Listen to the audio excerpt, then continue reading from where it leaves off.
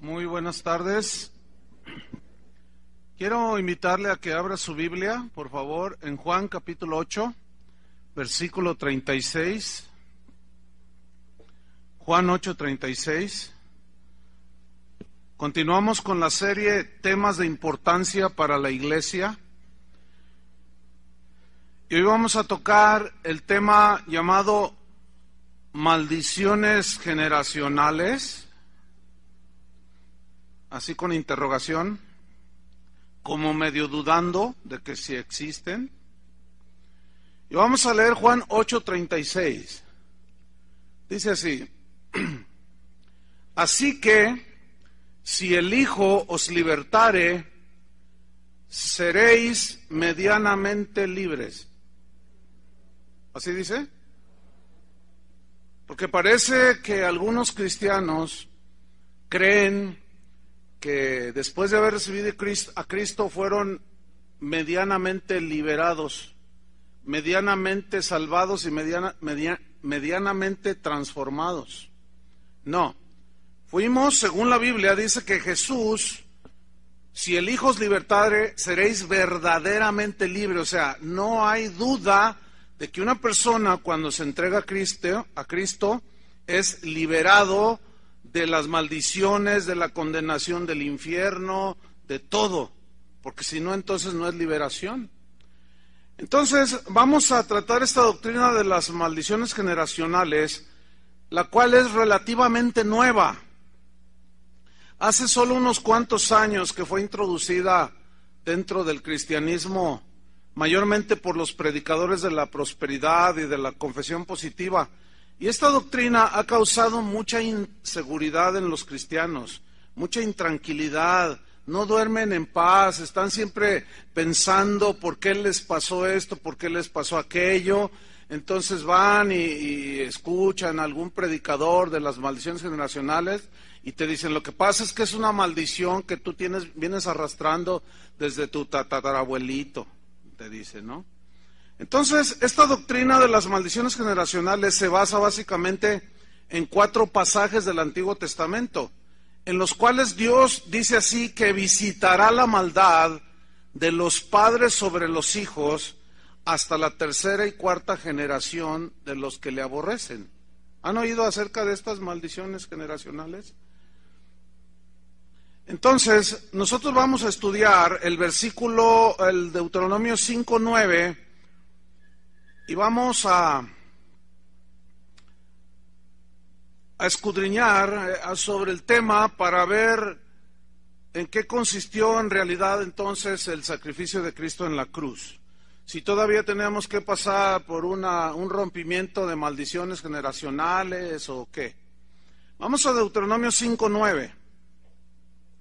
Dice así, está hablando acerca de las imágenes. No te inclinarás a ella ni la servirás, porque yo soy Jehová tu Dios, fuerte, celoso, que visito la maldad de los padres sobre los hijos hasta la 3ª y 4ª generación de los que me aborrecen. Los que enseñan esta doctrina interpretan este pasaje de que las maldiciones generacionales son heredadas por los hijos como consecuencia del pecado de sus padres. Ese es básicamente el meollo del centro de esta enseñanza. Es decir, si usted tuvo un padre alcohólico, usted será un alcohólico también. Entonces, eso es una maldición. Por lo tanto, hay que romperla para que usted ya no sea alcohólico. Si usted tuvo un padre adúltero, entonces usted, al ser hijo de su padre, entonces usted será un adúltero. Hay que romper con la maldición del adulterio para que entonces usted ya sea fiel. O por ejemplo, según la enseñanza, implica pues de que un violador engendre otro violador. Y pues si la 3ª generación no quieren que haya violadores en la familia, pues hay que romper con la maldición de las violaciones. Y así sucesivamente, divorcios, enfermedades, ¿verdad? Oiga, pues, pastor, pues mi bisabuelito, mi abuelito y mi papá murieron de cáncer. Y entonces yo me voy a morir de cáncer. No, hay que romper con la maldición, te dicen. Y así sucesivamente. Y bueno, raya muchas veces en lo ridículo, ¿verdad? No vaya a hacerle como aquel hombre que era bien flojo, bien flojo. No le gustaba trabajar. Entonces un día llega un viejito y le dice, yo conocí a tu abuelo, le dice, y tu abuelo era un hombre trabajador. Y tu padre ni se diga, ese hombre se levantaba a las 5 de la mañana y era trabajador, y tú mira nomás qué flojo eres. Y él contestó, bueno, pues es que tanto trabajó mi abuelo y mi padre que yo nací cansado, dice. Ese rompió con la maldición generacional por puro sentido común. Hay ministerios dedicados exclusivamente a liberar a los cristianos de las maldiciones generacionales. ¿Qué tan bíblico será esto? Según ellos, pues heredamos de nuestros padres todo lo malo que nos pasa, y esas maldiciones están vigentes en nuestra vida. Algunos han llegado al extremo de enseñar inclusive acerca de la autoliberación, o sea que yo me libero a mí mismo, o sea ya ni siquiera es el Señor, ¿verdad? Sino yo mismo me libero. ¿Quién es el libertador? ¿Se libró de la esclavitud de Egipto Israel por sí mismo? No. Actualmente el G12 es el máximo divulgador de esta doctrina extraña. En sus encuentros que ellos realizan, invariablemente, si la gente es cristiana o no, los meten a una sesión durante esos encuentros que le llaman rompimiento de las maldiciones generacionales. Y ahí ellos te hacen una regresión donde te dicen, ¿quién fue tu padre? ¿Qué hizo tu padre? No, pues mi padre pues era brujo aquí de San Martín. ¿Y tu abuelo? No, pues mi abuelo era brujo de Catemaco. ¿Y tu bisabuelo? No, mi bisabuelo fue hermano del papá de Walter Mercado. Entonces ahí se la llevan, ¿verdad? Entonces dicen, no, sobre tu vida hay unas maldiciones terribles, hay que romper con eso. Entonces la gente está ahí creyendo todas estas cosas.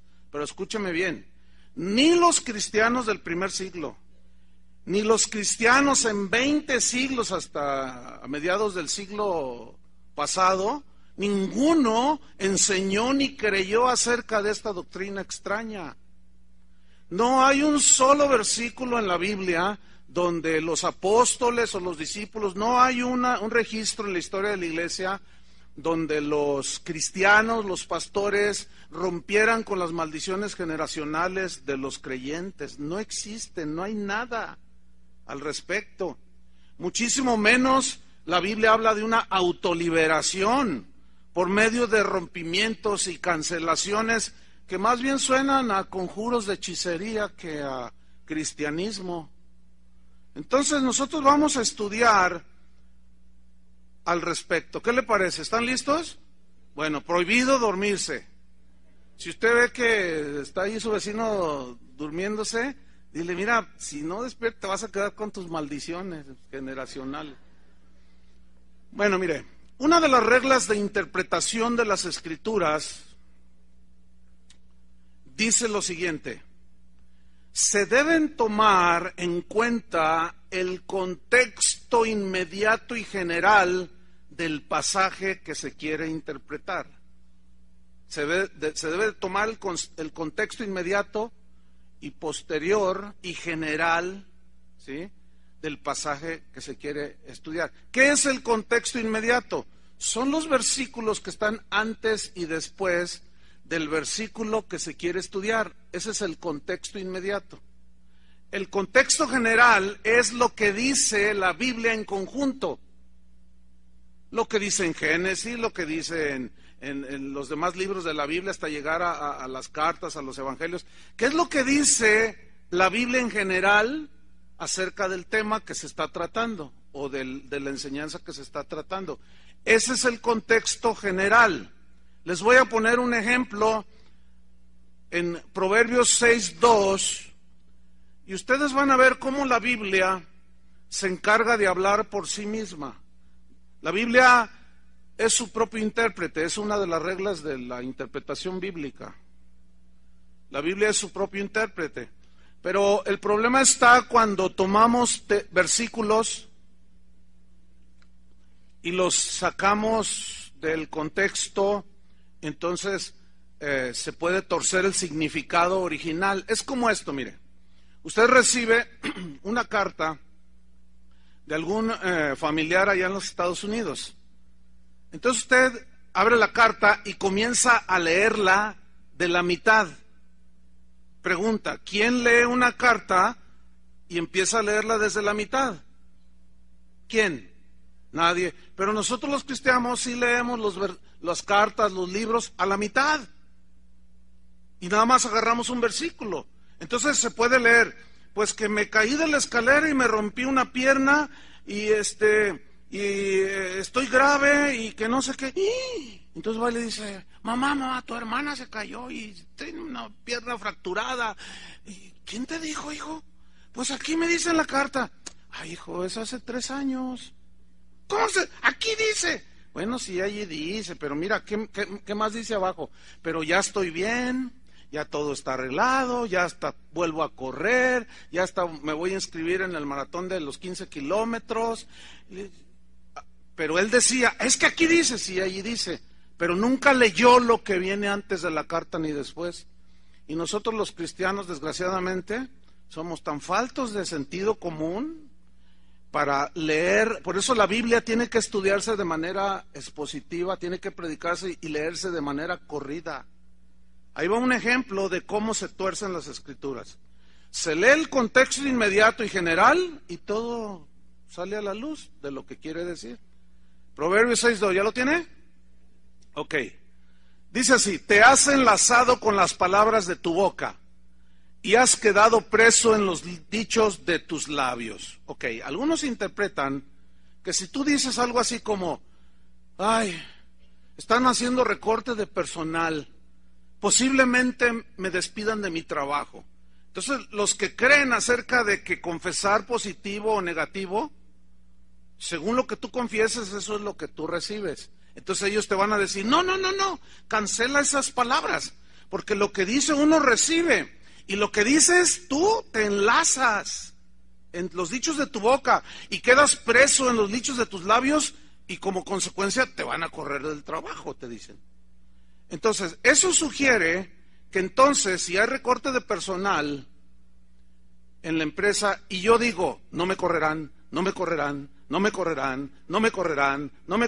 ¿significa que no me van a correr del trabajo? Pero ¿qué tal si yo oro? Ay, qué diferente. Le digo, Señor, yo necesito el trabajo. Yo te pido que pues me ayudes a hallar gracia y que me dejen el trabajo. Y si me despidieren, Señor, gracias porque yo sé que tú no me vas a dejar sin trabajo. Qué diferente. Porque si entonces lo que yo digo recibo, entonces ¿para qué quiero a Dios? ¿Para qué oro? Si lo que yo digo y confieso, eso se hace. Bueno, muchos dicen que este versículo se refiere a eso y lo interpretan así. Bueno, vamos a ver el contexto inmediato del versículo. ¿Qué es el contexto inmediato? Lo que viene antes. Vamos a leer el versículo 1. Y vamos a ver si está hablando de que tú recibes lo que dices. Proverbios 6:1 dice, hijo mío, si saliereis de fiador por tu amigo, si has empeñado tu palabra a un extraño, te has enlazado con las palabras de tu boca y has quedado preso en los dichos de tus labios. ¿De qué está hablando, hermanos? El asunto es que en el tiempos pasados, cuando alguien salía de fiador por su compadre, era de palabra. No es como el día de hoy que tienes que firmar un pagaré. Entonces llegaban los de Écar de Gas allá con José, allá en Egipto, y le decían, oiga, pues usted puede ser fiador de su compadre, Nehemías. Entonces decía, sí, si él no paga, yo pago, yo respondo por él. Y valía tanto la palabra que bastaba con comprometerse con lo que se decía. Por eso dice en el versículo 5, escápate como gacela de la mano del cazador y que como ave de la mano del que arma lazos. Mira, este mismo pasaje vamos a leerlo en la versión Palabra de Dios para Todos. Dice así, hijo mío, si te has hecho fiador de tu amigo o te has hecho responsable de la deuda de un extraño, te has comprometido al dar tu palabra. tus propias palabras te atraparon. Escapa de esa trampa como un venado escapa de su cazador, como un ave escapa de su jaula. Entonces, ¿a qué se refiere? ¿A que si yo confieso positivo o negativo, eso me viene? ¿O estaba hablando del compromiso de salir fiador? Que la Biblia dice, no salgas de fiador por nadie. Está hablando del fiador. Hágame usted el favor. Este versículo, yo creo que lo inventaron los de Muebles América. O Ecar de Gas, no quieren ellos quieren asegurarse con el fiador. Pero luego llegaron estos hermanos y agrediendo el sentido estricto del significado, castigan y tuercen el significado de los textos. No sé si me expliqué. Ahora, el contexto general acerca de que si yo digo algo positivo, eso me viene, el contexto general en la Biblia lo echa por tierra. Por ejemplo, Jesús dijo, no todo el que me dice Señor, Señor entrará en el reino de los cielos. O sea, no porque alguien dice Jesús es mi Señor, Jesús es mi Señor, ya es del Señor, automáticamente, ¿verdad que no? Entonces, vemos que en ese y otros muchos pasajes que ese concepto es errado. ¿Por qué? Porque se saca del contexto inmediato y del contexto general de lo que enseñan las Escrituras. Espero me haya explicado.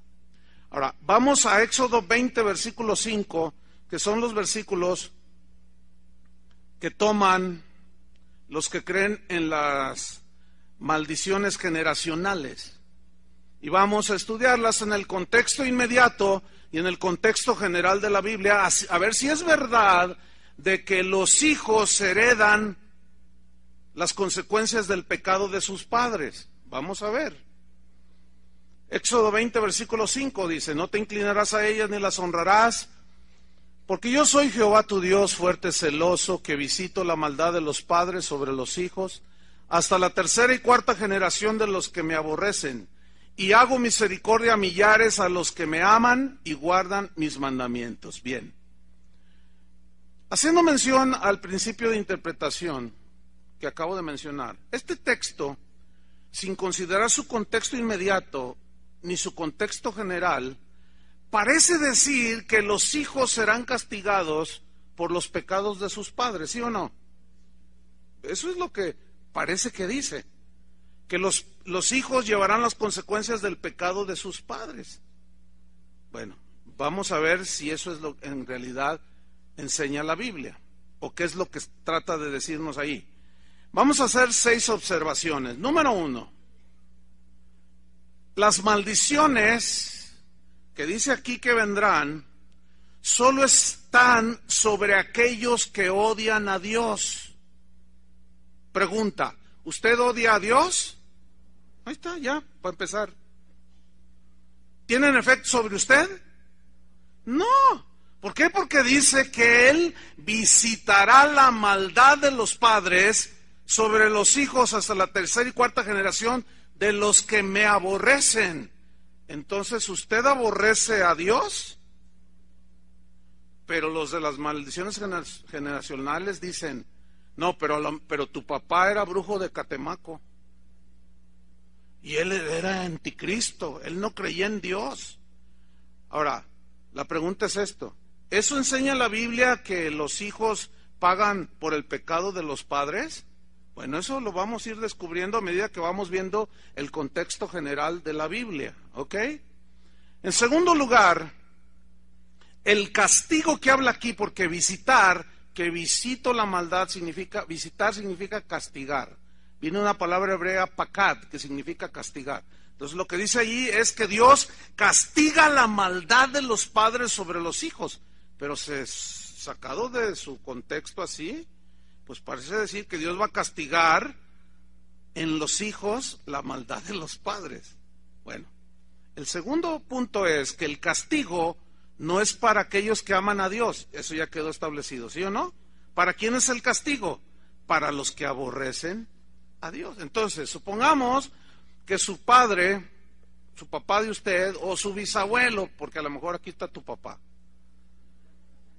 o tu bisabuelo, lo más seguro es que ya no esté.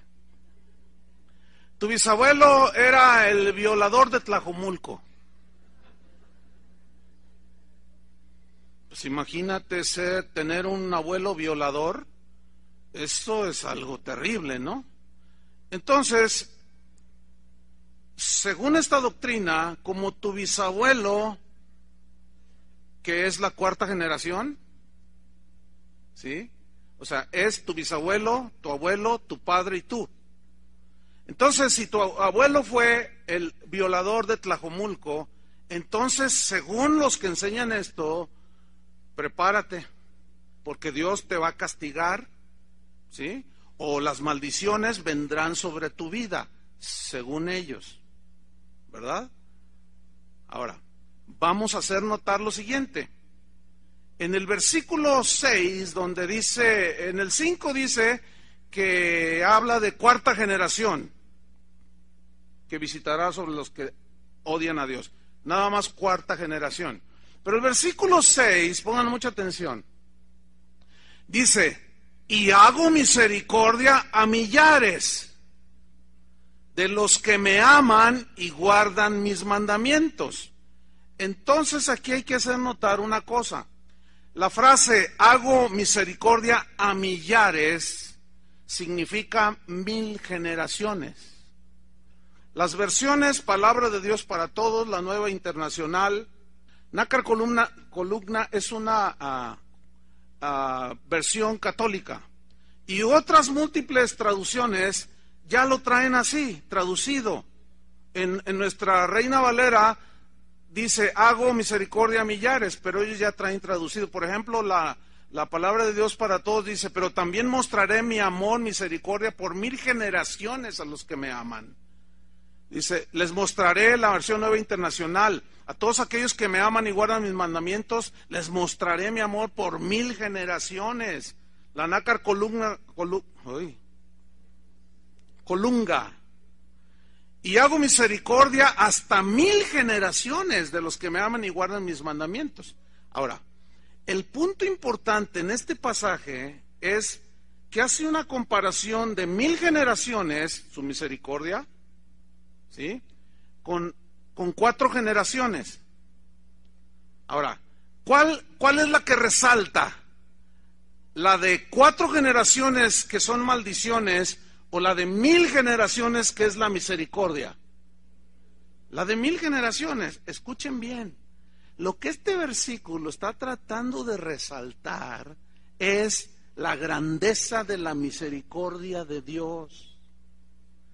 ¿Por qué digo esto? Porque no hay un solo versículo en la Biblia, al contrario, es lo que vamos a ver y vamos a descubrir. Para muchos va a ser sorpresa. No hay un solo versículo en la Biblia donde diga que precisamente los padres, los hijos, heredan el castigo por los pecados de sus padres. Ya lo veremos. Vamos hacia adelante. Punto número 3. La interpretación que las maldiciones generacionales son originadas y ejecutadas por Satanás. Supuestamente Satanás tiene autoridad legal sobre nosotros. Eso es lo que dicen ellos, los que creen en esta doctrina extraña. Pero ese concepto es totalmente antibíblico, hermanos. Ellos argumentan que la Biblia dice que el mundo entero está bajo el maligno. Es verdad, así dice ese versículo. ¿Pero qué significa? Pregunta, ¿usted vive en el mundo? ¿Sí o no? Sí, aunque ya no somos del mundo. Ok. ¿Significa entonces que si el mundo entero está bajo el maligno, usted está bajo el poder del maligno? Es obvio que no.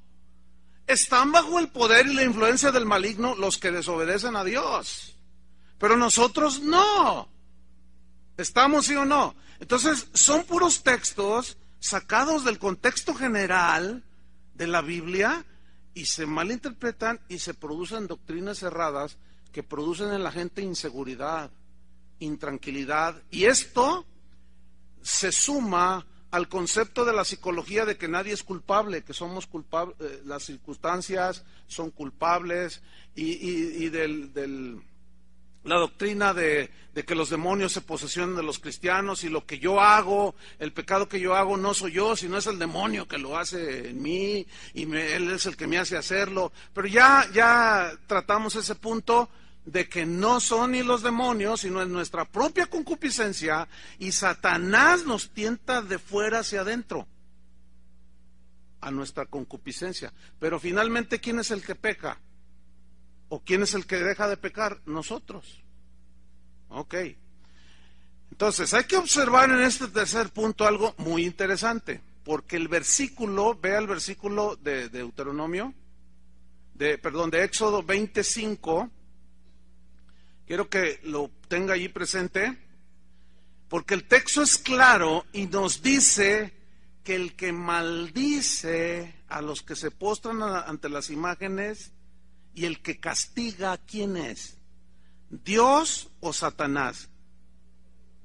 A ver, yo quiero que usted lo vea en la Biblia. ¿Quién es el que dice visito la maldad de los padres sobre los hijos?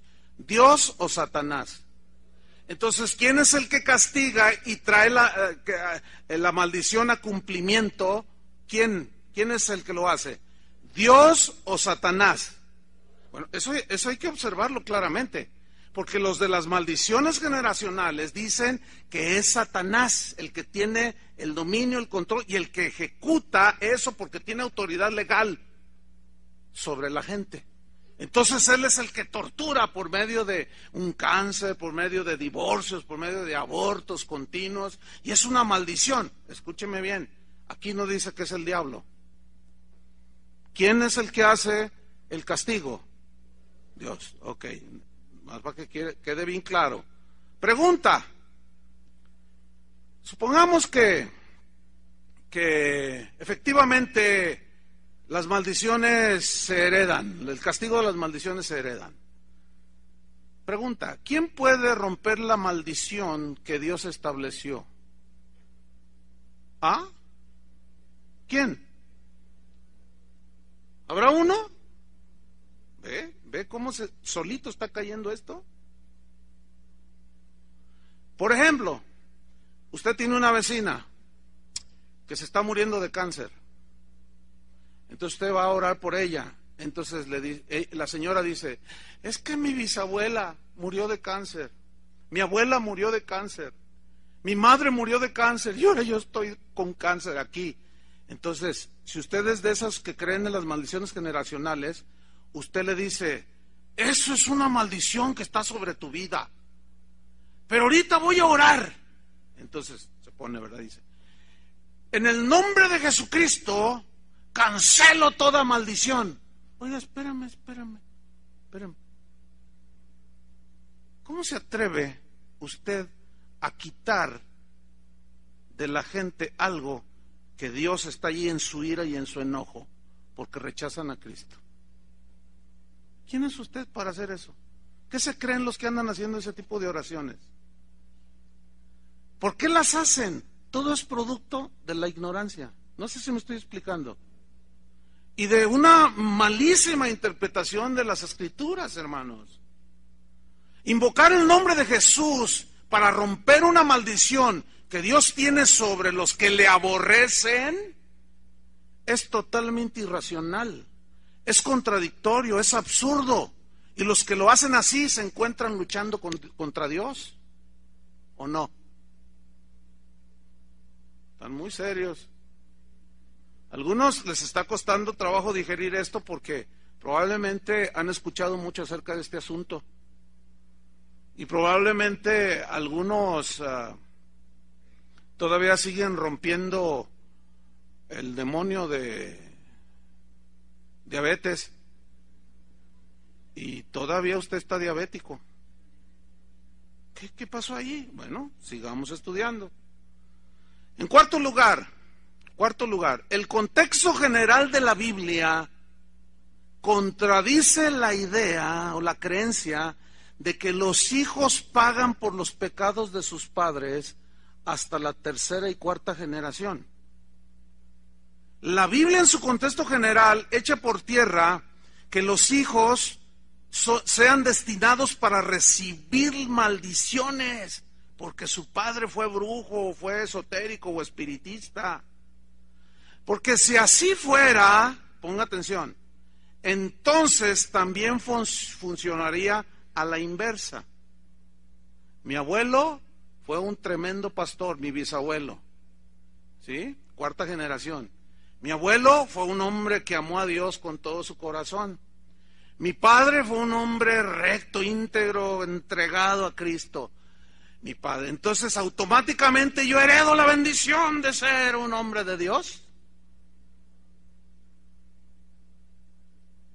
Bueno, es que si opera con las maldiciones, ¿por qué no opera con las bendiciones? ¿Sabe por qué?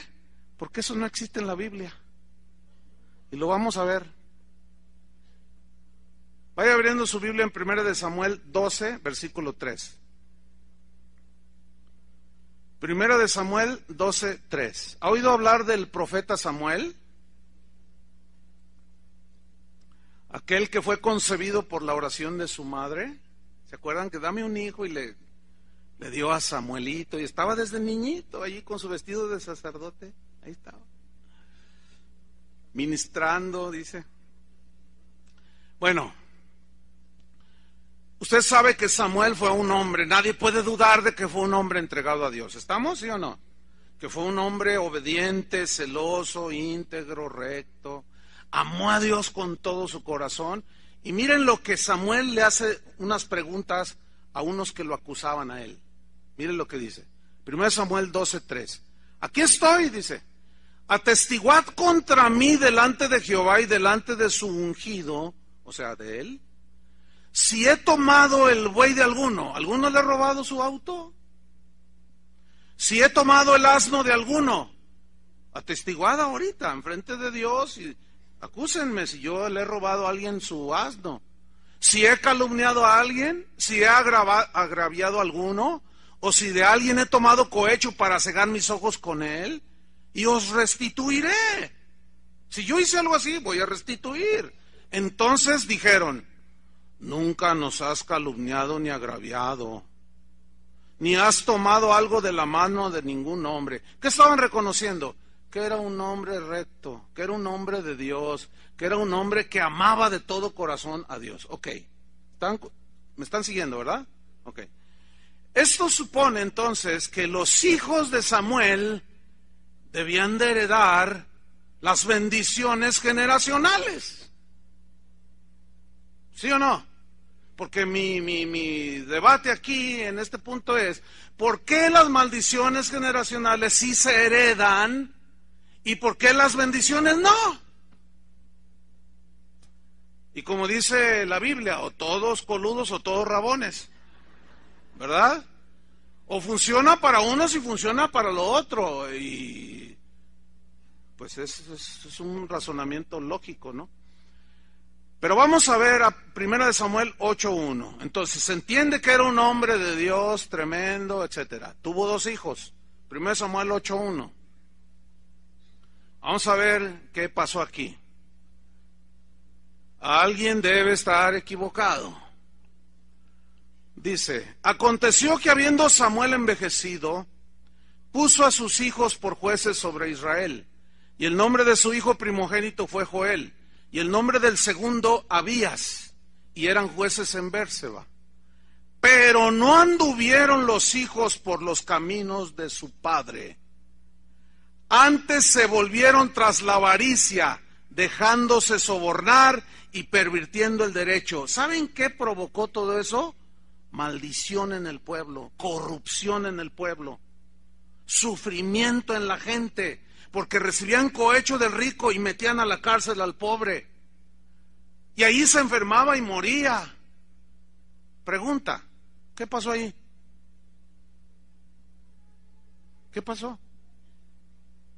Estamos viendo entonces que el contexto general de la Biblia no dice, no enseña que los hijos van a pagar las consecuencias del pecado de sus padres, porque si así fuera, entonces también heredaríamos por 1000 generaciones las bendiciones de Dios.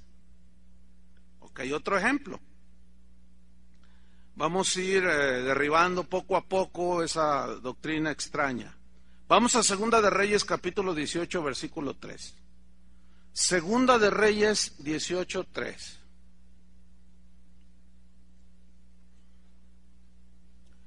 Dice así, aquí está hablando del rey Ezequías, que fue un rey amado por Dios, y quedó en la historia de Israel como uno de los mejores reyes. Bajo su reinado, la gente encontró a Dios, la gente vivía contenta, feliz, etcétera. Dice Segunda de Reyes 18:3, hizo lo recto, o sea, Ezequías, hizo lo recto ante los ojos de Jehová, conforme a todas las cosas que había hecho David su padre. Versículo 8. Cuando dice David su padre es de generaciones atrás, que viene del linaje de David. Versículo 8. ¿Qué hizo Ezequías? Mira lo que hizo. Quitó los lugares altos, quebró las imágenes, cortó los símbolos de acera, hizo pedazos la serpiente de bronce que había hecho Moisés, porque hasta entonces le quemaban incienso los hijos de Israel, y la llamó Neustán, que significa esa cosa de bronce. Y estos ya la estaban adorando ahí a la serpiente, imagínate.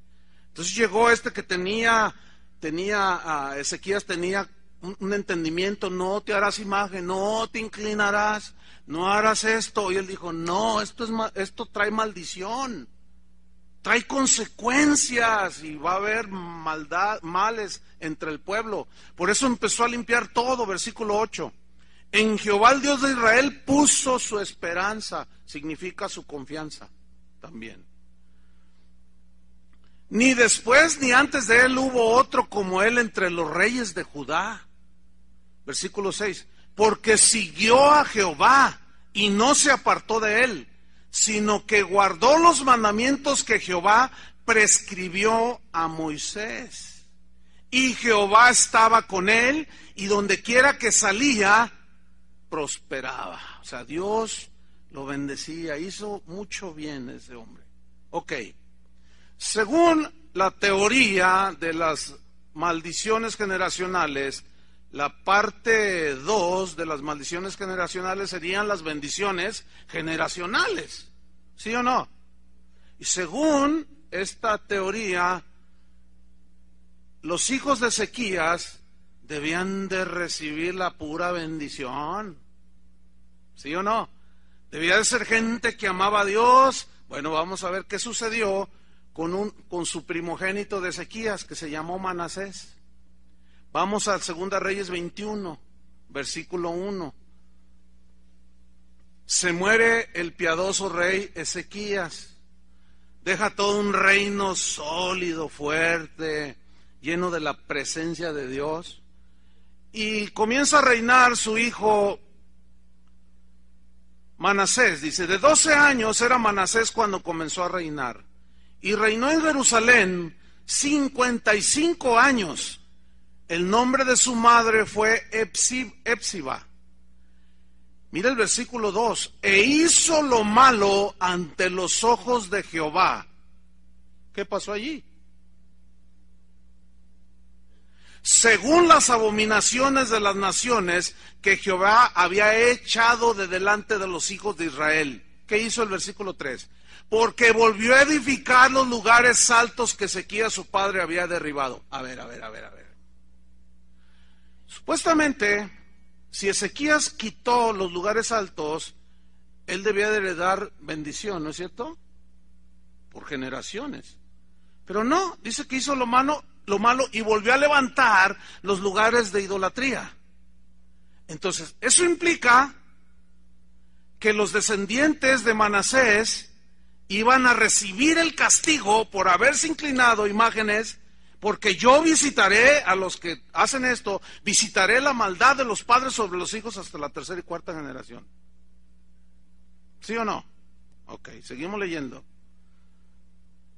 Versículo 3. Y levantó altares a Baal, e hizo una imagen de acera, como había hecho Acab, rey de Israel, y adoró a todo el ejército de los cielos, y rindió culto a aquellas cosas. Vamos al versículo 5. Y edificó altares para todo el ejército de los cielos. Y en los dos atrios de la casa de Jehová, allí los puso, fíjate. Y pasó a su hijo por el fuego. O sea, uno de sus hijos se lo ofreció a Moloc, un ídolo abominable. Y se dio a observar los tiempos. y fue agorero, e instituyó encantadores y adivinos. Esos eran los ancestros de Walter Mercado. Dice, multiplicando así el hacer lo malo ante los ojos de Jehová para provocarlo a ira. Ok, suponiendo que las bendiciones generacionales no se heredan. Supongamos, ¿no? Que ese es el tema del debate ahora, de la enseñanza. Pero las maldiciones sí se heredan. Y Dios va a visitar la maldad hasta la 4ª generación. ¿Ok? Entonces, según esta teoría, los hijos de Manasés deben pagar las consecuencias de la idolatría de su padre, ¿sí o no? De la hechicería, de los encantamientos y todas esas cosas, según la creencia de las maldiciones generacionales. Ok, vamos a ver 2 de Reyes 21:18, porque Manasés se muere y sube al trono su hijo Amón. 2 de Reyes 21:18. Acuérdense que estamos viendo el contexto general de la Biblia para sacar a luz si es verdad que los hijos pagan las consecuencias de los pecados de sus padres. ¿Estamos? Ok. Dice 2 de Reyes 21:18, y durmió Manasés con sus padres. Dormir significa morir, es un lenguaje hebraico. Y fue sepultado en el huerto de su casa, porque nunca alguien que se duerme lo sepultan. Si no, imagínense, aquí ahorita sepultaríamos a 10.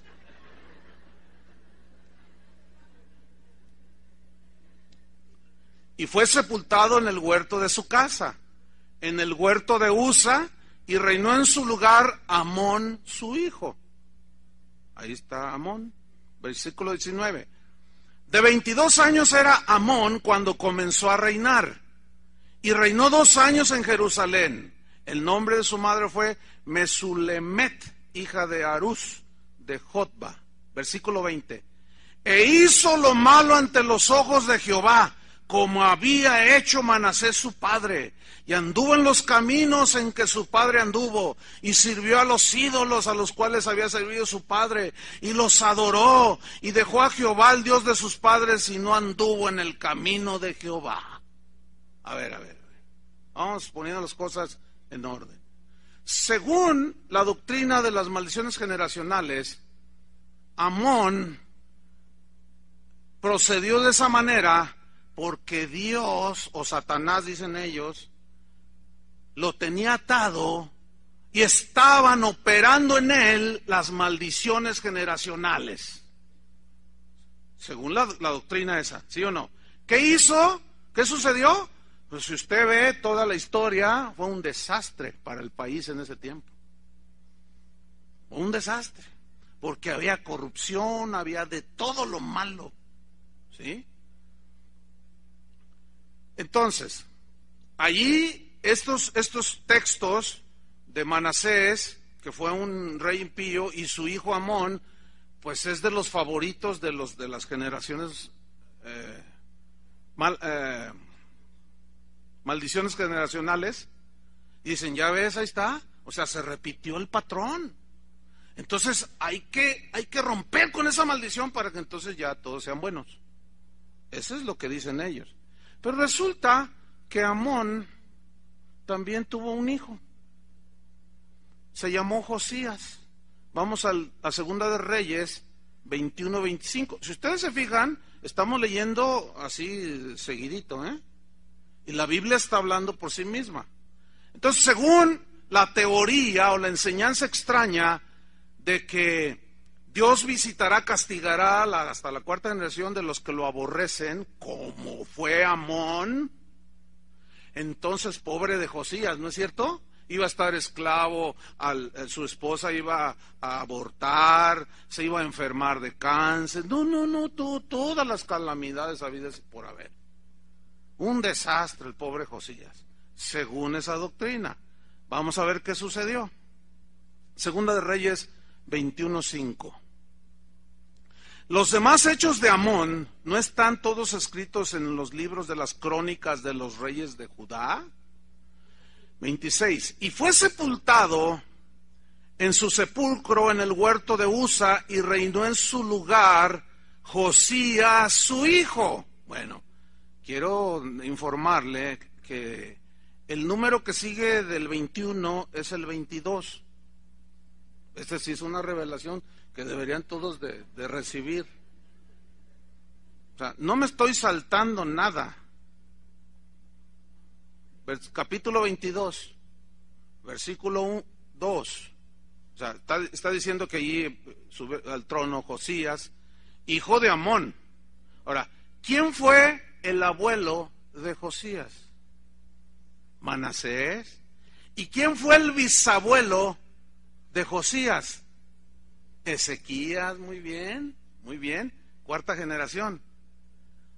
2 terribles y 2 buenos. ¿Qué pasó, mis estimados enseñadores de las maldiciones generacionales? Algo como que no les cuadra aquí, ¿verdad?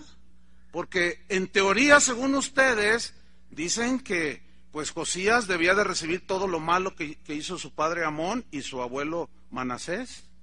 Pero ¿por qué no dicen de las bendiciones que había de recibir de Ezequías? Porque no existe eso, hermanos, no existe.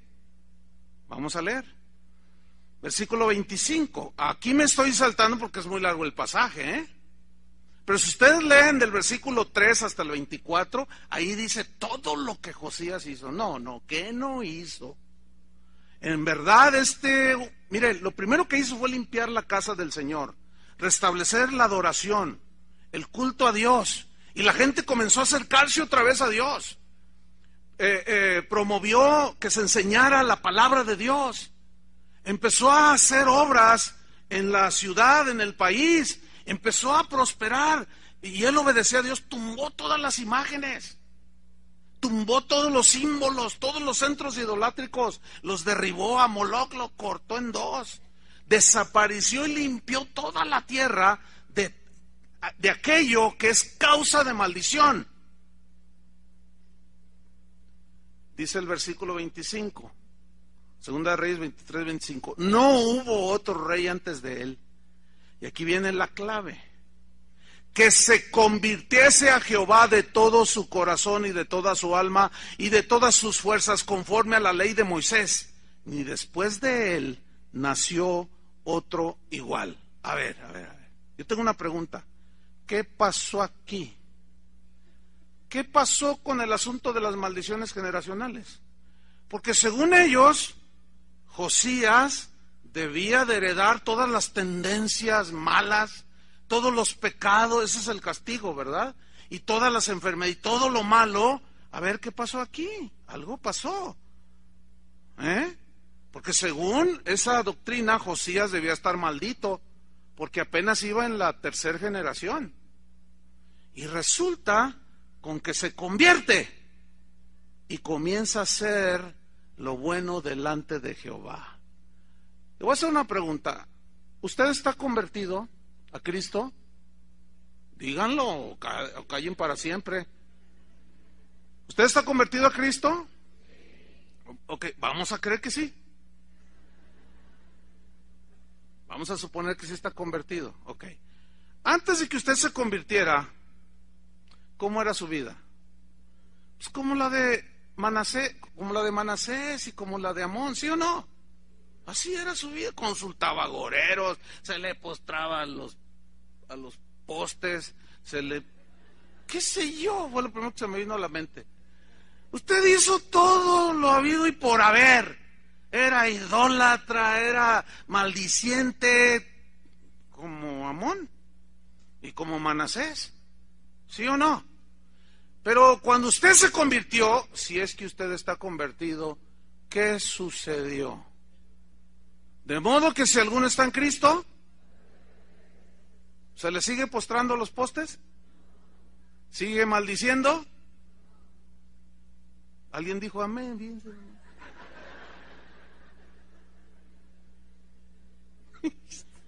Estaba dormido ese. De plano. No. Tu vida, cuando Zaqueo se convirtió, su vida ya no fue la misma. La samaritana, cuando se encuentra con ya no fue la misma. En ese momento, ¿qué pasó cuando Josías se convirtió a Dios? ¿qué pasó? Todas esas consecuencias malignas, ¿qué? Se cortan, hermano. Se anulan. Porque si no fuera así, entonces Josías forzosamente debía de haber sido impío. Pero él vio la conducta de su padre, la de su abuelo y la de su bisabuelo. Dijo, no, yo voy a seguir al Señor. Y siguió al Señor. ¿Sí? Entonces, el quinto punto a considerar acerca de las maldiciones generacionales, si es bíblico el hecho de que los hijos llevan las consecuencias del pecado de sus padres. Vamos a ver el quinto punto. Juan 9:1. El quinto punto consiste en lo siguiente. Juan 9:1. El quinto punto es observar detenidamente lo que Jesús dijo al respecto de que si los padres, los hijos, llevan las consecuencias de los pecados de sus padres. Porque ese es el tema, ¿no? Ok, vamos a ver Juan 9:1 al 3. Dice así: al pasar Jesús vio a un hombre ciego de nacimiento. ¿Cómo estaba desde nacimiento? Ciego. Terrible, ¿no? Versículo 2. Y le preguntaron sus discípulos diciendo, Rabí, que quiere decir maestro, ¿quién pecó, este o sus padres, para que haya nacido ciego? Yo quiero que usted ponga mucha atención. Los discípulos, como muchos de su tiempo y como muchos hoy, creen que la única fuente de explicación cuando alguien nace ciego, por ejemplo, o que le viene una diabetes o un cáncer, siempre lo atribuyen al pecado de sus padres o de él mismo. Porque esto es lo que están diciendo los discípulos, ¿no? Eso creían ellos. Pero su concepto estaba muy limitado, como el concepto de las maldiciones generacionales. No era correcto. Vean la respuesta de Jesús. Respondió Jesús: no es que éste pecó ni sus padres, sino para que las obras de Dios se manifiesten en él. Ahora, déjeme explicarle esto. No significa que el ciego nunca pecó. Porque la Biblia dice que no hay un justo ni aun uno. No significa que sus padres nunca pecaron. Lo que está diciendo Jesús es que ese hombre nació ciego no por el pecado de sus padres. ¿Sí o no? Pero tampoco porque él haya pecado. Escúcheme bien. Y aquí es donde entra la soberanía de Dios. Y el que entienda, entienda. Y el que no, pues que no. ¿Qué se le va a hacer? Pero Dios en su soberanía permitió que ese hombre naciera ciego. ¿Para qué y por qué? Para que cuando Cristo pisara la tierra, en ese momento se encontrara con ese ciego que lo iba a sanar, todos los demás vieran que Jesús era Dios, que Jesús era el Hijo de Dios. Eso está en la soberanía de Dios. Entonces alguien puede decir, no, pero ¿por qué? Dios no puede provocar nada de eso. Dios no puede. No, entonces ¿por qué nació ciego? No dice que fue el diablo, no dice que fue por el pecado de sus padres, ni siquiera por su pecado, sino que nació así para que Dios mostrara su poder y su gloria. A ver, explícame eso. ¿Ah?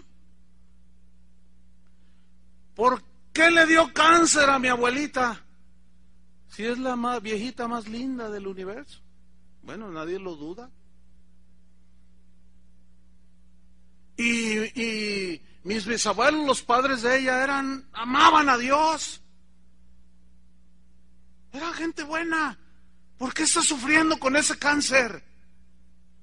Te encuentras uno de los supersticiosos de las maldiciones generacionales y te va a decir, no, es que algo debió de haber hecho tu tatarabuelo. Y a fuerzas te quieren hacer que tu tatarabuelo fue un brujo. Entonces tú le dices, no, yo sé por boca de mi padre que no. ¿Por qué le da cáncer a mi abuela? Escuchen, les voy a decir una cosa, hermanos. Hay algo que no tomamos en cuenta. Este cuerpo en el que vivimos está corrompido por el pecado, ¿sí o no? Está debilitado, así no nos creó Dios.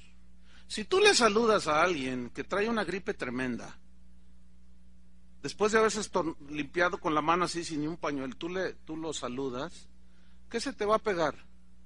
Mira, así andes en santidad extrema. Hermanos, se nos olvida que también estamos en este mundo. Se nos olvida. Cuando Jesús le clavaron sus manos y le atravesaron el costado, penetró la lanza en un cuerpo de carne y salió lógicamente. ¿Qué salió? ¡Ay, qué salió, oiga! ¿Qué salió? Cuando le pusieron la corona de espinas así aquí en la cabeza, que lo atravesó, ¿qué salió, oiga? ¿Aceite? ¿Petróleo? Digo, hermanos, el puro sentido común.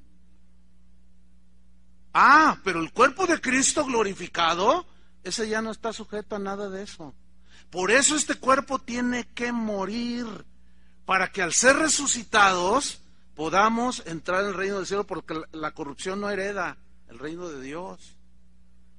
Entonces este cuerpo ya no estará sujeto al dolor, a las lágrimas. Mírese usted, señora, está cortando un jitomate y se distrae porque el gatito le pasó, un gato negro le pasó enfrente. Y usted no le atina al jitomate y se rebana un dedo. Mire, yo le aseguro, así, le aseguro que le sale sangre.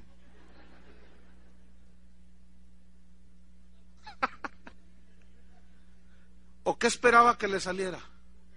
¿O qué esperaba? Que usted diera el machetazo y si no le atina al leño y usted tiene los 3 dedos así, ¿qué le va a pasar? Se le cortan los dedos, hermano. Si usted se come unos mariscos o comida echada a perder, ¿qué le va a suceder? Entonces lo que dijo Jesús, que comerán cosa mortífera y no les hará daño. Volvemos al asunto de que hay que interpretar todo a la luz de la Biblia.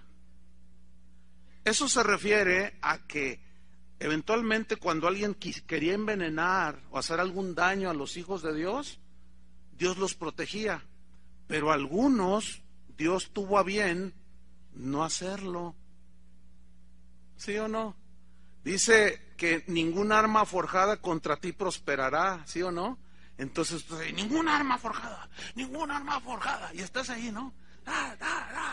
Ninguna arma forjada, y estás ahí declarando que ninguna arma forjada contra ti prosperará. No, pues se lo hubieras compartido a Pablo, que le cortaron la cabeza.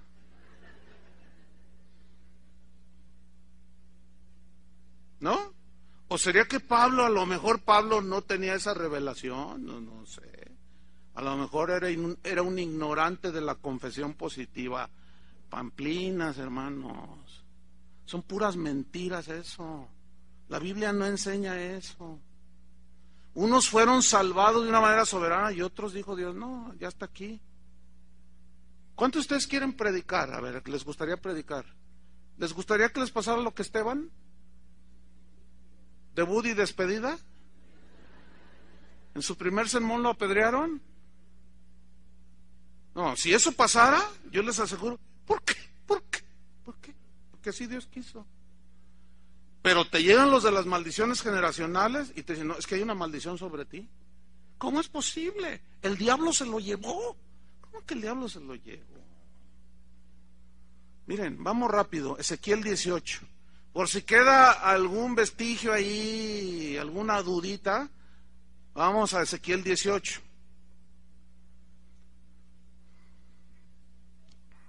Vamos a seguir argumentando bíblicamente, porque ¿de qué otra manera? Ezequiel 18:1. Alguno dirá, es que a mí sí me libró. Se libró porque Dios quiso. ¿Me entienden? Es que a mí sí me sanó de cáncer. Pues porque Dios tuvo a bien hacerlo. Punto. ¿O no? Pero ahí va. Ezequiel 18:1.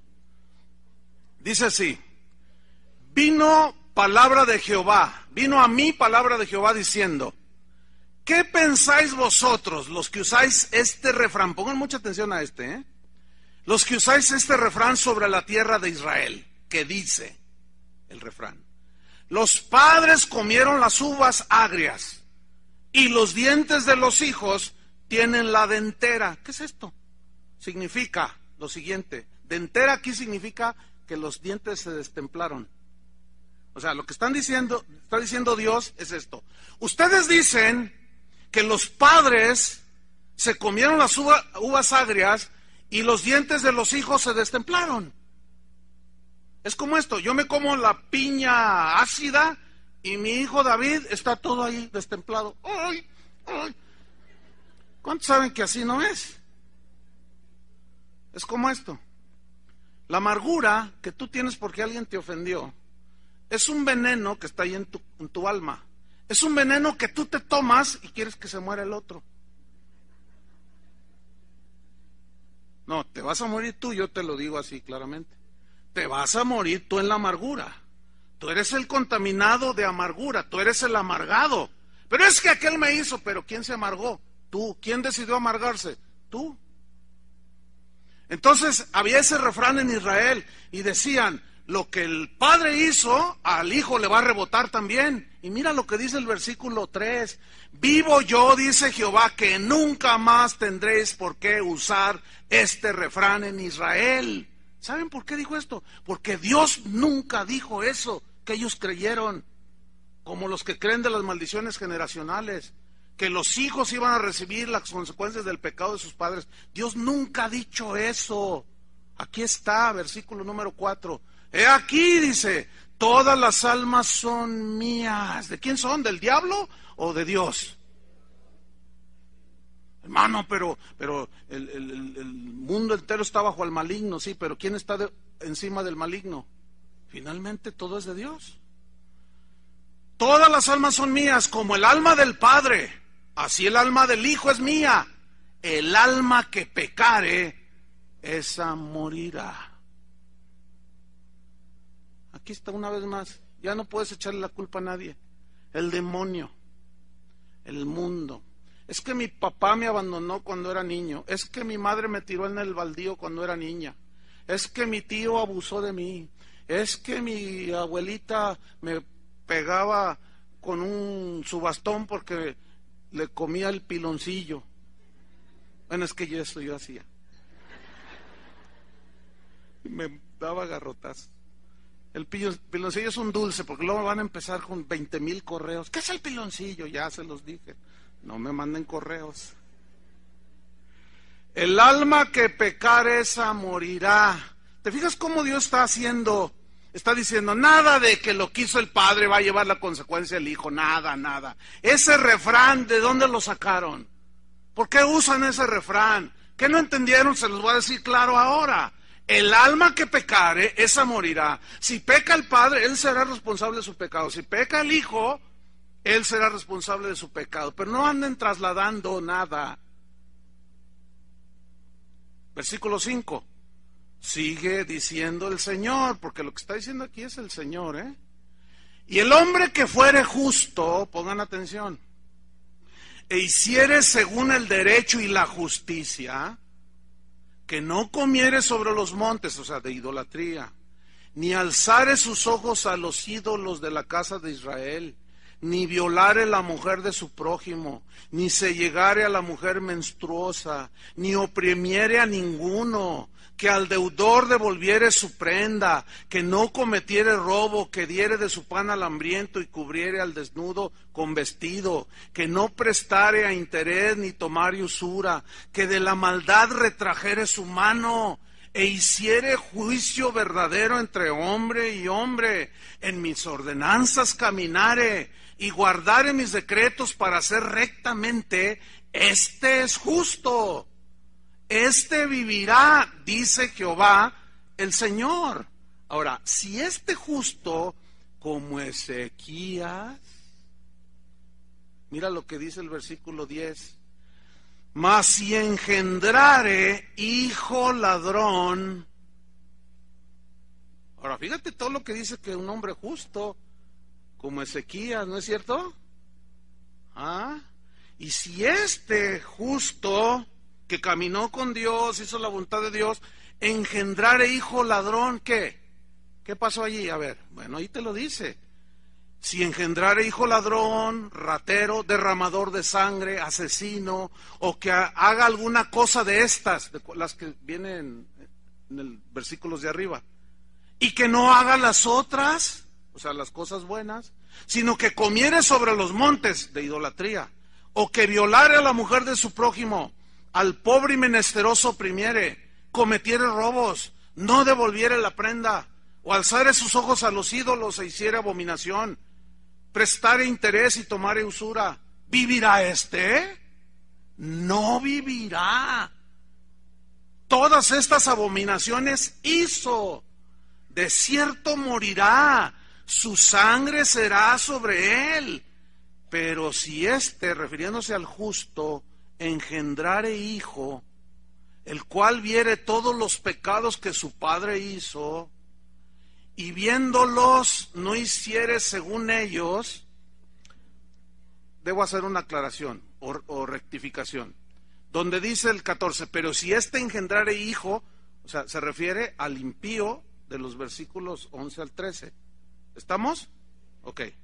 Pero si este malo, idólatra, asesino, derramador de sangre, todo, engendrare hijo, el cual viere todos los pecados que su padre hizo, y viéndolos no hiciere según ellos, no comiere sobre los montes, ni alzare sus ojos a los ídolos de la casa de Israel, la mujer de su prójimo no violare, ni oprimiere a nadie, la prenda no retuviere, ni cometiere robos, al hambriento diere de su pan, y cubriere con vestido al desnudo, apartare su mano del pobre, interés y usura no recibiere, guardare mis decretos y anduviere en mis ordenanzas, este no morirá por la maldad de su padre, de cierto vivirá. Hermanos, ¿más claro que eso? Por el amor de Dios. Por el amor de Dios. La verdad de todo esto, ¿cuál es entonces? Escuchen bien, es la naturaleza humana que cada persona tiene.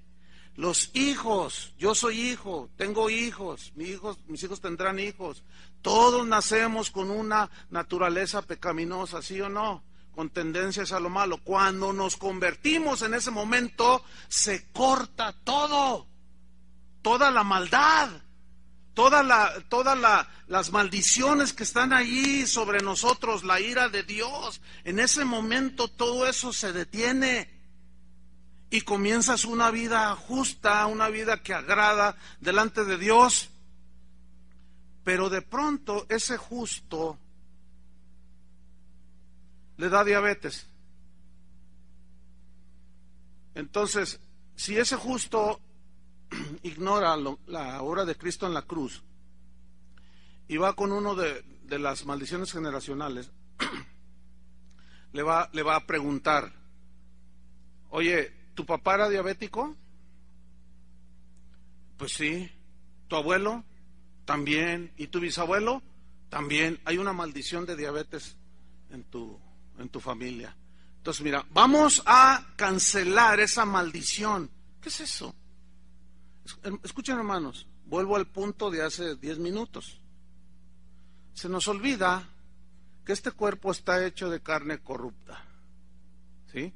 Que nuestros genes, yo heredé de mi padre y de mi abuelo sus genes. ¿Qué son los genes? Son los que reproducen en nosotros los rasgos característicos de los olivares.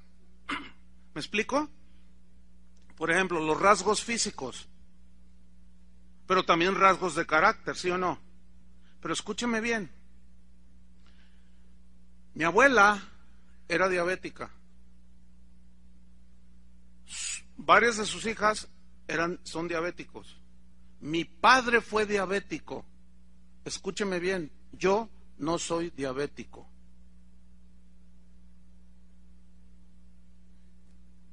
es que ha de haber roto las maldiciones generacionales.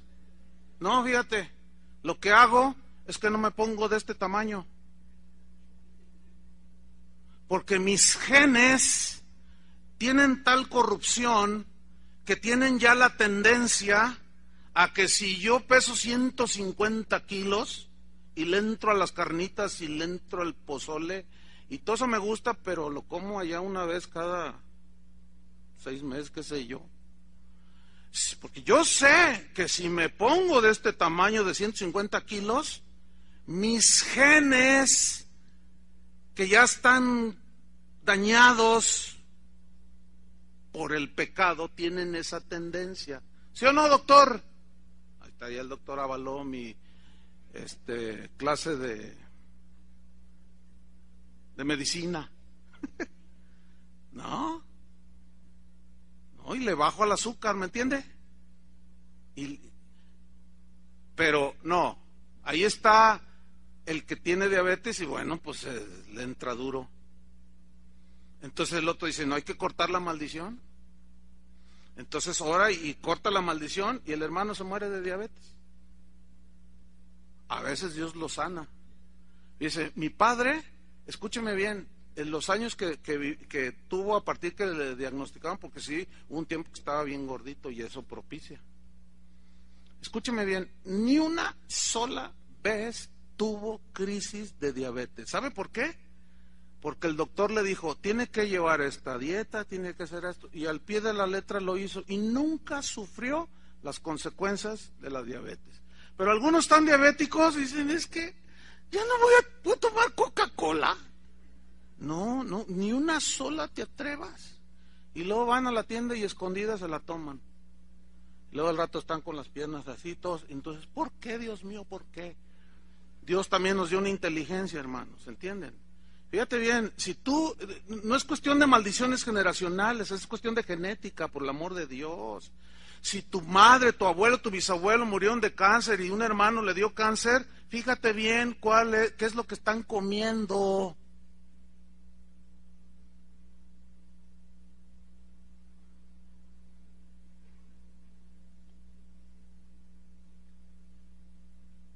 Tienen que ver todo eso. Porque Dios nos dio inteligencia y sabiduría también, ¿sí o no? Y así puedo poner 20,000 ejemplos, hermanos. Entonces, porque si la solución fuera, yo cancelo la maldición de la diabetes, entonces ya no va a haber diabéticos. El problema es que pasan los años y luego el hijo que está de tamaño ya salió diabético también. Y la hija y el nieto. Entonces, ¿qué no cancelaron las maldiciones? ¿Qué no las cancelaron? Pues que eso no existe, mi estimado. Lo que pasa es que le entran mucho a los carbohidratos y al azúcar y a todo eso. Bájenle y verán que la maldición se acaba. Ahora, mi padre oró con fe cuando le diagnosticaron la diabetes. Y oramos con él. Dijimos, Señor, sabemos que tú puedes sanarlo. Pero el doctor le dijo, mire, si usted lleva dieta y todas estas instrucciones que yo le doy, usted no va a tener problemas hasta el día de su muerte, hermanos. Él nunca, yo lo vi en crisis, nunca tuvo una crisis de eso. O sea, vivió como si no tuviera la diabetes. Pero fíjese una cosa, el doctor nunca le dijo, no pruebes nada. Dice, si prueba esto poquito, y era bien disciplinado el viejito. Entonces, ¿qué pasó allí? ¿Quién cortó la maldición? Pues era su genética. Y nosotros traemos esa genética. ¿Sí o no dicen eso la medicina? Entonces, si usted tiene padres diabéticos, pero te cuentas uno de esos, de las maldiciones, y dice, no, hay que cancelarla. Hay que anularla. Entonces, la anulan y le entran, pero si duro, al pozole, y aumentan a 140 kilos y les da. Y luego dicen, ¿qué pasó aquí? Lo que pasa es que no se trata de eso, sino se trata de, en este caso, de usar la sabiduría que Dios nos da. ¿O acaso creen que confesando los pecados de los antepasados, pidiendo perdón por ellos, atando y desatando, haciendo guerra espiritual, podremos eliminar esas supuestas maldiciones generacionales? No, hermanos, Todo es consecuencia de nuestros propios errores, de nuestros propios pecados, que ciertamente son perdonados, pero acuérdense bien de esto, y aquí es donde creo que viene la confusión, y con esto estoy terminando. Ya lo he explicado, lo voy a explicar de nuevo. Se convierte un hombre, tuvo 7 mujeres, 35 hijos, y se convierte de a de veras, cambia su vida.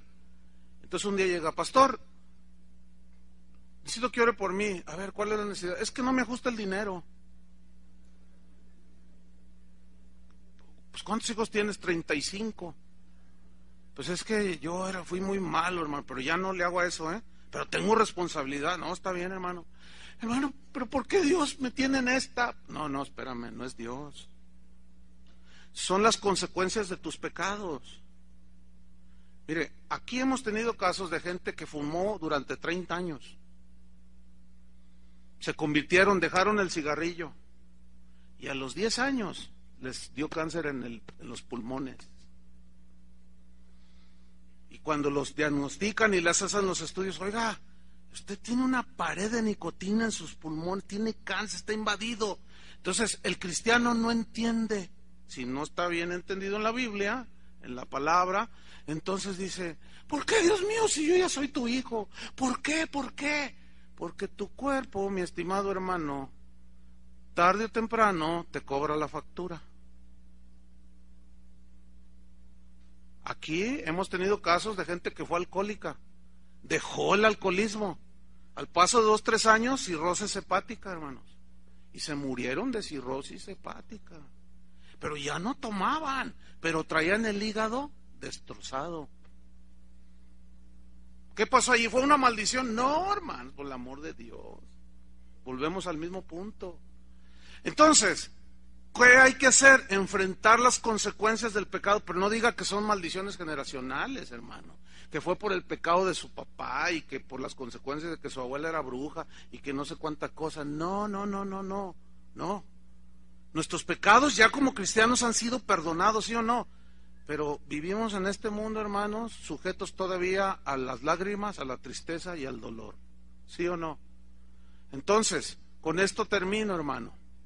Porque algunos me dirán, oiga, pastor, entonces usted no cree en que Dios pueda libertar a los cautivos. Claro que puede liberar a los cautivos, claro que sí creo. Yo creo lo que dijo Jesús, el Espíritu del Señor está sobre mí, por cuanto me ha ungido para dar buenas nuevas a los pobres, me ha enviado a sanar a los quebrantados de corazón, a pregonar libertad a los cautivos y vista a los ciegos. Yo creo lo que dice, a pregonar libertad a los oprimidos y a predicar el año agradable del Señor. Yo lo creo, pero escúcheme, ¿quién es el que liberta? ¿Qué es lo que liberta? ¿Qué no es el proclamar el año agradable del Señor? Proclamar la palabra de Dios, porque conoceréis la verdad y la verdad os dará libres, hará libres. Así que si el Hijo os libertare, seréis verdaderamente libres. Hermanos, disfruten de su libertad en Cristo.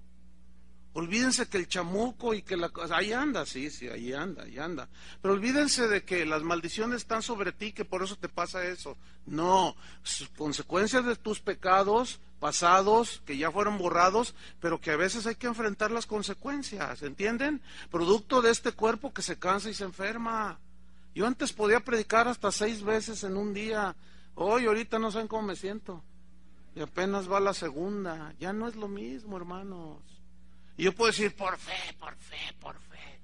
Esa frase tan manoseada de por fe un montón están endeudados. De modo que si alguno está en Cristo, las cosas viejas pasaron. Cristo Jesús nos redimió de la maldición de la ley, cancelando el acta de los decretos que nos era contraria y clavándola en la cruz. Ya, no hay maldiciones sobre nosotros, pero estamos en este mundo. ¿Entendieron el mensaje, hermanos? Oremos y disfrutemos la libertad en Cristo. Te damos gracias, Señor, por tu palabra. Gracias porque verdaderamente al conocer la verdad nos hace libres. Ya no tenemos excusa para decir que somos así, que hacemos esto porque hay una maldición sobre nosotros, porque nosotros estamos pagando las consecuencias de los errores de nuestros padres. No, no. El alma que pecare llevará las consecuencias. Nosotros somos responsables de nuestras acciones. Y muchos de nosotros, muchos viven las consecuencias de su vida pasada, pero esto no significa que estén en maldición, sino que como estamos en un mundo natural, físico, sujeto a leyes y principios que no pueden ser inquebrantados. Hay enfermedades, hay virus que infectan al cristiano, al ateo y al que sea. Señor, danos sabiduría para ubicar bien todas estas cosas, porque verdaderamente nos has hecho libres. No tenemos que tener temor de nada y dormir en paz. Hemos sido justificados, pero sí tenemos que enfrentar al levantarnos cada día las tendencias de nuestro ser, la concupiscencia que está en nuestros miembros, que nos quieren arrastrar todos los días hacia el pecado. Sabemos que si pecamos tendremos consecuencias. Ayúdanos a decir no al pecado, Señor. Tenemos que enfrentarnos a las tentaciones de Satanás, a los hombres malos que hay en este mundo, a cuidar nuestra salud también, cuidar nuestro cuerpo. Si lo descuidamos nos enfermamos. Y no podemos achacarle esto a las maldiciones. Eso no está en tu palabra, Señor. Haznos entendido, Señor. Y te damos gracias porque podemos disfrutar la paz de Cristo en nuestros corazones. Gracias por venir a dar libertad a los cautivos. Y ya somos libres. Estuvimos cautivos, ya no. Y si eventualmente pecamos, tenemos un abogado para con el Padre, a Jesucristo. Ayúdanos, Señor, a cada día caminar contigo, cada día. Mas el justo por la fe vivirá. En el nombre de Jesús, gracias, Señor. Amén. Que Dios los bendiga a todos, Señor.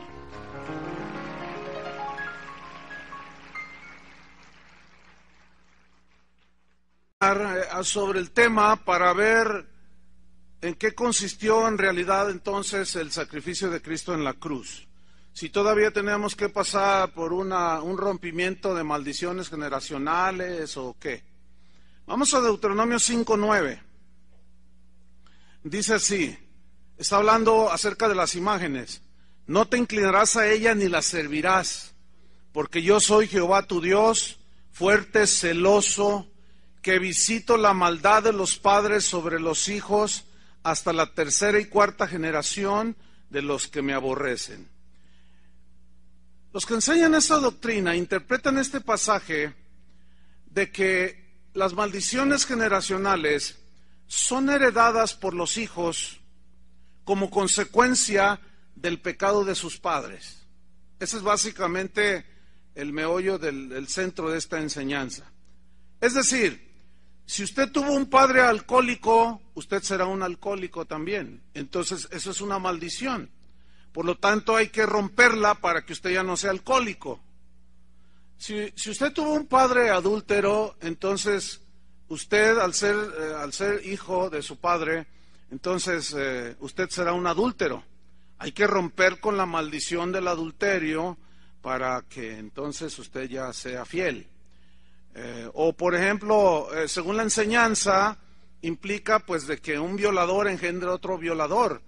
Y pues si la tercera generación no quieren que haya violadores en la familia, pues hay que romper con la maldición de las violaciones. Y así sucesivamente, divorcios, enfermedades, ¿verdad? Oiga, pues, pastor, pues mi bisabuelito, mi abuelito y mi papá murieron de cáncer. Y entonces yo me voy a morir de cáncer. No, hay que romper con la maldición, te dicen. Y así sucesivamente. Y bueno, raya muchas veces en lo ridículo, ¿verdad? No vaya a hacerle como aquel hombre que era bien flojo. No le gustaba trabajar. Entonces un día llega un viejito y le dice, yo conocí a tu abuelo, le dice. Y tu abuelo era un hombre trabajador. Y tu padre ni se diga, ese hombre se levantaba a las 5 de la mañana y era trabajador, y tú mira nomás qué flojo eres. Y él contestó, bueno, pues es que tanto trabajó mi abuelo y mi padre que yo nací cansado, dice. Ese rompió con la maldición generacional por puro sentido común. Hay ministerios dedicados exclusivamente a liberar a los cristianos de las maldiciones generacionales. ¿Qué tan bíblico será esto? Según ellos, pues heredamos de nuestros padres. Tú dices algo así como, ay, están haciendo recorte de personal, posiblemente me despidan de mi trabajo. Entonces, los que creen acerca de que confesar positivo o negativo, según lo que tú confieses, eso es lo que tú recibes. Entonces ellos te van a decir, no, cancela esas palabras, porque lo que dice uno recibe, y lo que dices tú te enlazas en los dichos de tu boca, y quedas preso en los dichos de tus labios, y como consecuencia te van a correr del trabajo, te dicen. Entonces, eso sugiere que entonces, si hay recorte de personal en la empresa, y yo digo, no me correrán, ¿significa que no me van a correr del trabajo? Pero ¿qué tal si yo oro? Ay, qué diferente. Le digo, Señor, yo necesito el trabajo. Yo te pido que pues me ayudes a hallar gracia y que me dejen el trabajo. Y si me despidieren, Señor, gracias porque yo sé que tú no me vas a dejar sin trabajo. ¡Qué diferente! Porque si entonces lo que yo digo recibo, entonces ¿para qué quiero a Dios? ¿Para qué oro? Si lo que yo digo y confieso, eso se hace. Bueno, muchos dicen que este versículo se refiere a eso y lo interpretan así. Bueno, vamos a ver el contexto inmediato del versículo. ¿Qué es el contexto inmediato? Lo que viene antes. Vamos a leer el versículo 1. Y vamos a ver si está hablando de que tú recibes lo que dices. Proverbios 6:1 dice, hijo mío,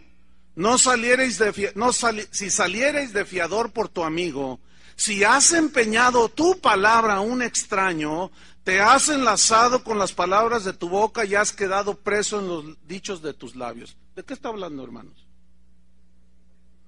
El asunto es que en tiempos pasados, cuando alguien salía de fiador por su compadre, era de palabra. No es como el día de hoy que tienes que firmar un pagaré. Entonces llegaban los de Écar de Gas allá con José, allá en Egipto, y le decían, oiga, pues usted puede ser fiador de su compadre, Nehemías. Entonces decía, sí, si él no paga, yo pago, yo respondo por él. Y valía tanto la palabra que bastaba con comprometerse con lo que se decía. Por eso dice en el versículo 5, escápate como gacela de la mano del cazador y que como ave de la mano del que arma lazos. Mira, este mismo pasaje vamos a leerlo en la versión Palabra de Dios para Todos. Dice así, hijo mío, si te has hecho fiador de tu amigo o te has hecho responsable de la deuda de un extraño, son los versículos que están antes y después del versículo que se quiere estudiar. Ese es el contexto inmediato. El contexto general es lo que dice la Biblia en conjunto, lo que dice en Génesis, lo que dice en los demás libros de la Biblia hasta llegar a las cartas, a los evangelios. ¿Qué es lo que dice la Biblia en general acerca del tema que se está tratando o de la enseñanza que se está tratando? Ese es el contexto general. Les voy a poner un ejemplo en Proverbios 6:2 y ustedes van a ver cómo la Biblia se encarga de hablar por sí misma. La Biblia es su propio intérprete, es una de las reglas de la interpretación bíblica. La Biblia es su propio intérprete. Pero el problema está cuando tomamos versículos y los sacamos del contexto, entonces se puede torcer el significado original. Es como esto, mire. Usted recibe una carta de algún familiar allá en los Estados Unidos. Entonces usted abre la carta y comienza a leerla de la mitad. Pregunta, ¿quién lee una carta y empieza a leerla desde la mitad. ¿Quién? Nadie. Pero nosotros los cristianos sí leemos las cartas, los libros a la mitad. Y nada más agarramos un versículo. Entonces se puede leer, pues que me caí de la escalera y me rompí una pierna y estoy grave y que no sé qué. Entonces va y le dice, mamá, tu hermana se cayó y tiene una pierna fracturada. ¿Y quién te dijo, hijo? Pues aquí me dice en la carta. Ay, hijo, eso hace 3 años. ¿Cómo se? Aquí dice. Bueno, sí, allí dice, pero mira, ¿qué más dice abajo?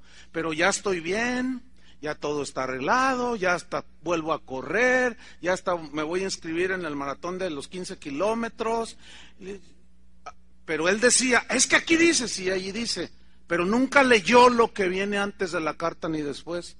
Y nosotros los cristianos, desgraciadamente, somos tan faltos de sentido común para leer. Por eso la Biblia tiene que estudiarse de manera expositiva, tiene que predicarse y leerse de manera corrida. Ahí va un ejemplo de cómo se tuercen las escrituras. Se lee el contexto inmediato y general y todo sale a la luz de lo que quiere decir. Proverbios 6:2, ¿ya lo tiene? Ok. Dice así, te has enlazado con las palabras de tu boca y has quedado preso en los dichos de tus labios. Ok, algunos interpretan que si todo lo malo que nos pasa y que esas maldiciones están vigentes en nuestra vida. Algunos han llegado al extremo de enseñar inclusive acerca de la autoliberación, o sea que yo me libero a mí mismo, o sea ya ni siquiera es el Señor, ¿verdad? Sino yo mismo me libero. ¿Quién es el libertador? ¿Se libró de la esclavitud de Egipto Israel por sí mismo? No. Actualmente el G12 es el máximo divulgador de esta doctrina extraña. En sus encuentros que ellos realizan, invariablemente, si la gente es cristiana o no, los meten a una sesión durante esos encuentros que le llaman rompimiento de las maldiciones generacionales. Y ahí ellos te hacen una regresión donde te dicen, ¿quién fue tu padre? ¿Qué hizo tu padre? No, pues mi padre era brujo aquí de San Martín. ¿Y tu abuelo? No, pues mi abuelo era brujo de Catemaco.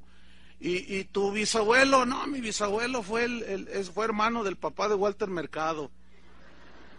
Entonces ahí se la llevan, ¿verdad? Entonces dicen, no, sobre tu vida hay unas maldiciones terribles, hay que romper con eso. Entonces la gente está ahí creyendo todas estas cosas. Pero escúcheme bien, ni los cristianos del primer siglo, ni los cristianos en 20 siglos hasta a mediados del siglo pasado, ninguno enseñó ni creyó acerca de esta doctrina extraña.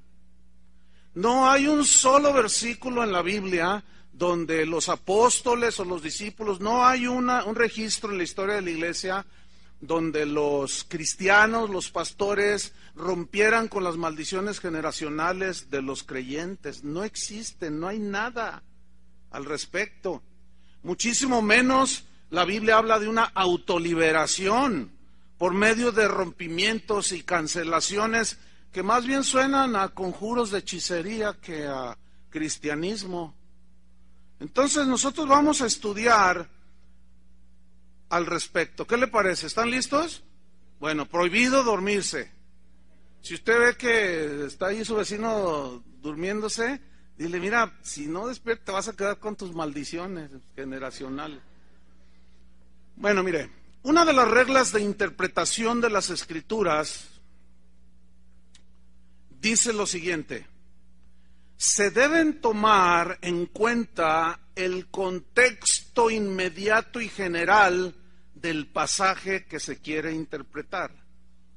Se debe tomar el contexto inmediato y posterior y general, ¿sí?, del pasaje que se quiere estudiar. ¿Qué es el contexto inmediato? Muy buenas tardes. Quiero invitarle a que abra su Biblia, por favor, en Juan capítulo 8, versículo 36. Juan 8:36. Continuamos con la serie Temas de Importancia para la Iglesia. Y hoy vamos a tocar el tema llamado maldiciones generacionales, así con interrogación, como medio dudando de que sí existen. Y vamos a leer Juan 8:36. Dice así: así que, si el Hijo os libertare, seréis medianamente libres. ¿Así dice? Porque parece que algunos cristianos creen que después de haber recibido a Cristo fueron medianamente liberados, medianamente salvados y medianamente transformados. No, fuimos, según la Biblia, dice que Jesús, si el Hijo os libertare, seréis verdaderamente libres. O sea, no hay duda de que una persona cuando se entrega a Cristo es liberado de las maldiciones, de la condenación del infierno, de todo, porque si no, entonces no es liberación. Entonces, vamos a tratar esta doctrina de las maldiciones generacionales, la cual es relativamente nueva. Hace solo unos cuantos años que fue introducida dentro del cristianismo, mayormente por los predicadores de la prosperidad y de la confesión positiva. Y esta doctrina ha causado mucha inseguridad en los cristianos, mucha intranquilidad, no duermen en paz, están siempre pensando por qué les pasó esto, por qué les pasó aquello. Entonces van y escuchan a algún predicador de las maldiciones generacionales y te dicen, lo que pasa es que es una maldición que tú vienes arrastrando desde tu tatarabuelito, te dice, ¿no? Entonces, esta doctrina de las maldiciones generacionales se basa básicamente en 4 pasajes del Antiguo Testamento, en los cuales Dios dice así que visitará la maldad de los padres sobre los hijos hasta la 3ª y 4ª generación de los que le aborrecen. ¿Han oído acerca de estas maldiciones generacionales? Entonces, nosotros vamos a estudiar el Deuteronomio 5:9, y vamos a escudriñar